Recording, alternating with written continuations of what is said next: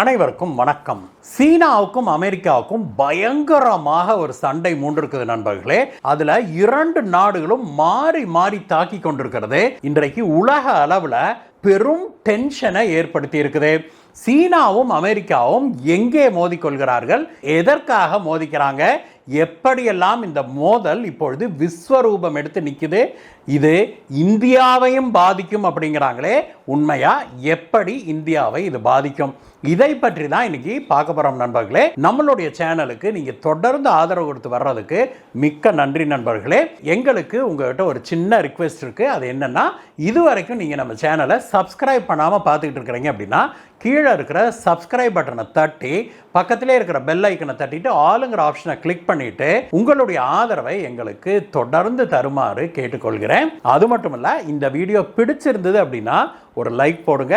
அதே போல உங்களுடைய நண்பர்களுக்கும் இதை ஷேர் பண்ணுங்க. உங்களுடைய கருத்துக்கள் என்ன அப்படிங்கிறத கமெண்ட்ல சொல்லுங்க. நாம ஏதாவது டாபிக் பேசணும் அப்படின்னு நினைச்சீங்கன்னா அதையும் கமெண்ட்ல சொல்லுங்க நண்பர்களே. அதே போல நம்ம லைவ் கேள்வி பதில் செஷன் ஒன்று நடத்தலாம் அப்படின்னு யோசிச்சுட்டு இருக்கிறோம். அப்படி நடத்தலாமா, நீங்க கேள்வி கேட்க விரும்புறீங்களா, அதை கமெண்ட்ல சொல்லுங்க. உங்களுடைய கருத்துக்கள் என்னவோ அதற்கு தகுந்த மாதிரி நம்ம ப்ரொசீட் பண்ணலாம். வாங்க நண்பர்களே, வீடியோக்கு போகலாம்.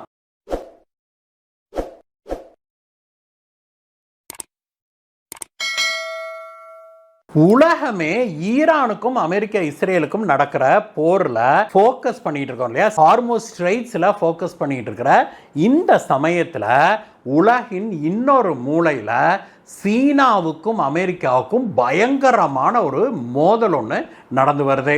அது எங்க அப்படின்னா, பனாமா கெனால் இருக்குது இல்லையா, அந்த பகுதியில் நண்பர்களே. ஈரானின் மீது அமெரிக்காவும் இஸ்ரேலும் தாக்குதல் நடத்த தொடங்கின பிறகு ஈரானை ஒட்டி இருக்கிற அந்த ஹார்மோஸ் நீரிணையில் கப்பல்கள் போக முடியாம உலகின் முக்காவாசி நாடுகளுக்கு கச்சா எண்ணெய், சமையல் எரிவாயுலாம் போய் சேர முடியாம பெரும் பிரச்சனையாக மாறி இருக்குது இல்லையா. இந்தியாவும் அதால பயங்கரமாக சஃபர் ஆகிருக்குது. நேற்றைய தினம் பார்த்தோம்னா கமர்ஷியல் குக்கிங் கேஸ் இருக்குது இல்லையா, இந்த ஹோட்டலுக்கெல்லாம் நம்ம கேஸ் வாங்குவோம்ல, எல்பிஜி, அது ஒரு சிலிண்டருக்கு 993 ரூபா ஏறி இருக்குது நண்பர்களே. அதாவது 2000 சில்லறை இருந்த சிலிண்டரு இப்பொழுது 3000 சில்லறைக்கு போயிருக்குது. இது சாதாரணமான விஷயம் அல்ல. நாம வெளியில போய் ஒரு டீ காஃபி குடிக்கலாம், ஒரு சாப்பாடு சாப்பிடலாம்னா அந்த விலையெல்லாம் இன்று முதல் கடுமையாக ஏற்றம் காணும் அப்படிங்கிறதான் உண்மை. ஹார்மோஸ் நீரிணை மூடினதுக்கே இந்தியாவுக்கு இவ்வளவு பிரச்சனை. இதற்கு அடுத்ததாக இன்னொரு கெனால்ல பெரிய பிரச்சனை நடந்து வருது நண்பர்களே. அது என்னன்னா, வட அமெரிக்காவுக்கும் தென் அமெரிக்காவுக்கும் நடுவில் இருக்கிற இந்த பனாமா கெனால் கேள்விப்பட்டிருக்கீங்களா? அந்த பனாமா கெனால் பகுதியில் தான் இப்பொழுது சீனாவுக்கும் அமெரிக்காவுக்கும் பயங்கரமான மோதல் வெடிச்சிருக்குது. அந்த பனாமா பகுதியில் இருக்கிற அந்த நாடுகளை சேர்ந்த கப்பல்கள் எல்லாவற்றையும் சீனா அங்க தன்னுடைய நாட்டில் தடை செய்ய ஆரம்பிச்சிருக்கிறத பார்க்குறோம். தன்னுடைய நாடு மட்டுமல்ல, தான் கண்ட்ரோல் பண்ற பல நாடுகளில் இருக்கிற ஹார்பர்களில், துறைமுகங்களில் அந்த பனாமா பகுதியை சேர்ந்த நாடுகள், அது நிறைய நாடுகள் இருக்குது நண்பர்களே. பனாமா, கோஸ்டாரிக்கா, நிக்கராகுவா அப்படின்னா அங்க ஒரு 10-12 நாடுகள் இருக்குது. எல்லாம் சின்ன சின்ன நாடுகள் தான். அந்த நாடுகளை சேர்ந்த கப்பல்களை எல்லாம் இப்பொழுது சீனா ஒரு அன்அஃபிஷியலான தடை போட்டு அந்த கப்பல்களை எல்லாம் கிட்டத்தட்ட சிறைபிடிக்க ஆரம்பிச்சிருக்குது. இது இப்பொழுது பெரும் பிரச்சனையாக வெடிச்சிருக்குது. ஏன் அப்படின்னா, உலக வர்த்தகத்துக்கு இந்த ஹார்மோஸ் நீரிணை எவ்வளவு முக்கியத்துவம் வாய்ந்ததோ அதே போல பனாமா கெனாலும் உலக பொருளாதாரத்துக்கு மிக முக்கியத்துவம் வாய்ந்தது.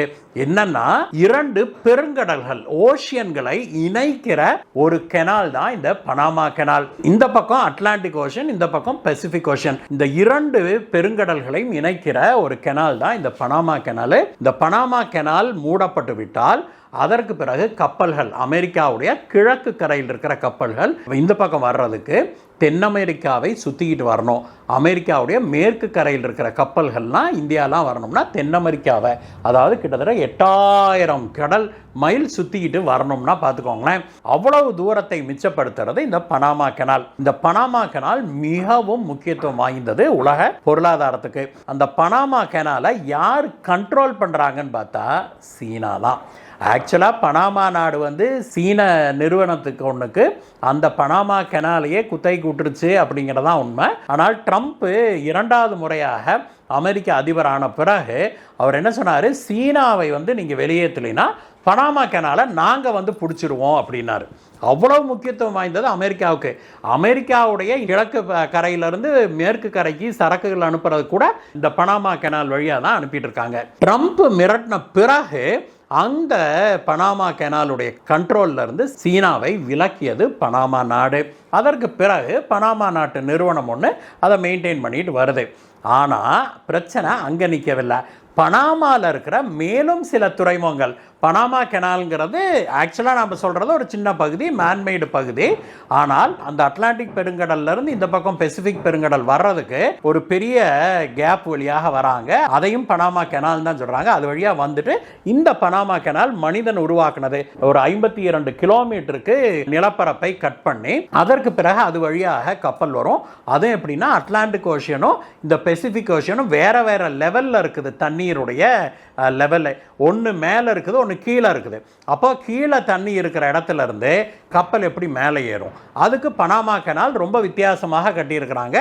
பனாமா கெனாலில் 3 பகுதிகளாக பிரித்து மொதல் பகுதியில் கப்பல் வரும்போது அந்த அட்லாண்டிக் ஓஷியன்லேருந்து வருதுன்னு வைங்களா, அந்த லெவல்லையே இருக்கும். அதற்கு பிறகு இங்கே டோர் ஆட்ட வச்சுருக்கிறாங்க 3 லெவலுக்கும். இந்த டோரை அடைச்சிட்டு, இந்த 2 டோரையும் அடைச்சிட்டு இதில் தண்ணி விடுவாங்க. அப்போ கப்பல் மேலே ஏறும். அடுத்த லெவல் வந்து தண்ணி அதிகமாக இருக்கிற லெவலு, அந்த லெவலுக்கு போகும். அப்புறம் அதே மாதிரி அடுத்த லெவல் இன்னும் மேலே போய் அந்த பக்கம் பெருங்கடலுக்கு போகும். இந்த பக்கம் வரணும்னா அதே மாதிரி இறக்கி தண்ணியை வெளியேற்றிக்கிட்டே வருவாங்க. இப்படிப்பட்ட ஒரு டெக்னாலஜி கொண்டது தான் பனாமா கெனால். அந்த வழித்தடத்தில் நிறைய துறைமுகங்கள் இருக்குது. அதில் பல்போவா, கிறிஸ்டால் அப்படிங்கிறதெல்லாம் சில துறைமுகங்கள். அந்த வழித்தடங்களில் இருக்கிற துறைமுகங்கள்லாம் இருக்குது இல்லையா, அதெல்லாம் சீன நிறுவனங்களுடைய கண்ட்ரோலில் இருக்குது. அந்த வழித்தடங்களில் இருக்கிற துறைமுகங்களை எல்லாம் சீன நிறுவனங்கள் கண்ட்ரோல் பண்ணுது இல்லையா, அந்த கண்ட்ரோலை வந்து சீன நிறுவனங்களிடம் வந்து பிடுங்க வேணும், சீன நிறுவனங்களை அதுலேருந்து வெளியேற்றணும் அப்படின்னு ட்ரம்ப் பயங்கர ப்ரெஷர் கொடுக்க ஆரம்பித்தார். இப்போ எப்படி பனாமா கெனாலுடைய கண்ட்ரோல் சீனாகிட்ட இருந்து திரும்பி பனாமா நாட்டை சேர்ந்த நிறுவனங்கள், அது ஆக்சுவலாக அமெரிக்காவுடைய ப்ராக்சி நிறுவனங்கள்னு வைங்க, அதோட கண்ட்ரோலுக்கு போச்சு. அதே மாதிரி பிற துறைமுகங்கள், அந்த வர்ற வழியில் கிட்டத்தட்ட ஒரு 10 துறைமுகங்கள் இருக்குது. அந்த துறைமுகங்களுடைய கண்ட்ரோல் எல்லாம் சீனாகிட்டு இருக்குது. அதையெல்லாம் வந்து இப்போ பிடுங்க சொல்லி ப்ரெஷர் கொடுக்குது. அப்படி ப்ரெஷர் கொடுக்க ஆரம்பித்த பிறகு நாங்கள் ஏற்கனவே அக்ரிமெண்ட் போட்டிருக்கணும்னு சீன நிறுவனம் கோர்ட்டுக்கு போக, அந்த பனாமா நாட்டு சுப்ரீம் கோர்ட் வந்து அந்த 2 துறைமுகங்கள்ல இருந்து சீனா வெளியேறணும்னு உத்தரவிட்டது. இதில் தான் வந்து சீனா பயங்கர கடுப்பாயிருச்சு.